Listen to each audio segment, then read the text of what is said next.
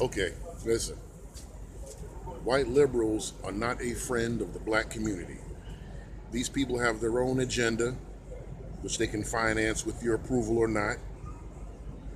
And you see, and the fact that they can come into your community and rally support around them in their unconstructive actions tells you how little political power or how unable or ignorant of how to exercise political power black folks are. If you look at marriage rates and family stability before you got, well, the black community got interloped, interceived, manipulated, sabotaged, bamboozled, ridiculed by the white liberal community who convinced you that you didn't know what was in your best interest, that you couldn't make a decision for yourself because there are issues that you don't comprehend and understand, and you can't really deal with the integrity and all of the things that underlie the premises that they're trying to achieve, they're trying to accomplish. They did it on purpose. Look at all of the nonprofit agencies in your community. What's their purpose? I had a job interview when I was a kid, man. I was like 18 years old. It was for some church somewhere. Can't remember the name, can't remember the address. But they were looking for someone to work in the community organization department, which is basically white dude writes a check, gives it to church, right? He hires everybody, even the black folks that work in the church. They have no authority. They're just overseers. They have to relay everything back to this guy because he wrote the checks. So he's only going to fund the programs that he wants to fund. And none of these programs ever benefit anybody except for him because he gets a tax deduction for writing that program. Prove me wrong. So the woman makes me fill out a whole questionnaire. I'm 18 years old, and she wanted me to go into detail about the most significant experience of my life. Now, I'm going to be just as real with you now as I was then. All right?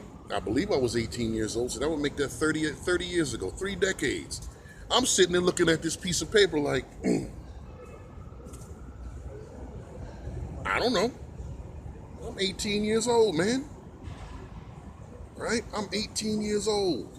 Everything that everyone had told you about what you're supposed to do when you turn 18, that was straight bullshit. My mother come in there to go get a job. And I'm like, okay, you can't go get a job. You can look for a job and you can try to get a job. But getting the job is up to somebody else. All right? Because if it was that easy, then you wouldn't see 50% black unemployment in that city at that time that I was living there. So then the woman's asking me on this questionnaire, what's the most significant life experience I ever had? And I had nothing to say. I'm 18 years old. Nobody has had a significant life experience at 18. And if you did, I would advise you to keep it to yourself. Because if you weren't there, I shouldn't feel compelled to share it with you. Who the fuck are you? Got to put my life on display for your enjoyment. Go eat a dick. And for those of you who are offended by eat a dick, don't eat a dick. Just look at it and envision you were eating it.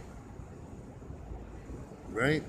So my point was, because even at 18, I noticed that there was something wrong with the program that the black woman who was interviewing me, she was looking at me with scorn because that seemed to be something that black folks do. And I want someone to address that to me, but not right now. I'll talk about it later. But I want someone to address to me why the woman was talking down on me. Right? Because in any normal circumstance, you could be her nephew, her son, her grandson, her cousin, her godson, So why are you looking at someone with such disdain? And it came through in the interview when I really didn't have anything to put on this piece of paper because I'm 18 years old. How you going to ask me my most significant life experience? I've never done anything. You went to high school and that's it. And so my point was that, my point was that the woman in the church didn't have any power. She had to run everything past some other person. And it was weird because I'm like, well, if you don't have any power, you got to run everything past some other person. Why are you hired? And they hired her to be the overseer because the church, which was initially in an Italian neighborhood, and the neighborhood had changed into a black neighborhood, and that the neighborhood was impoverished, it was a poor neighborhood, so they needed some community liaison, in quotations, a community liaison to talk to the people in the community to keep them on top of what was going on, right? So they don't have to deal with the people, you go deal with the people. And so a person, he does his little, writes his little, UN United Negro College Fund check, or his charity check to the church. Doesn't live in the city anymore. He doesn't partake with anybody in this parish anymore, right? But he can fund all the programs. Black folks ain't got no damn money that they got to rely on other people to fund their programs, and then those people come in with their own ideologies about what we would like to advance and achieve in this organization. This is why your community is a mess, all right? Because these people are not pro-black family. They're pro-subservience and pro-subordination. That's what they are. Pro-subservience and pro-subordination. They can change anything. They can stop calling it slavery and then call you a capitalist, but you're still indebted to the same place. Call the plantation a corporation, right? The point is, you're indebted to these people. You can't improve your community because you don't own anything in it. You own absolutely no assets. You have absolutely no finances, no funding. This is why when you get on YouTube, all these guys can talk about is chasing the dollar. Nothing wrong with having money if you want to use it to do something, but just having it because you want to make yourself rich upon my richest, wildest dreams, and you don't understand that there's a whole information network underlying this that you've never been access to. That's why you're always hitting the ground running. They're never running.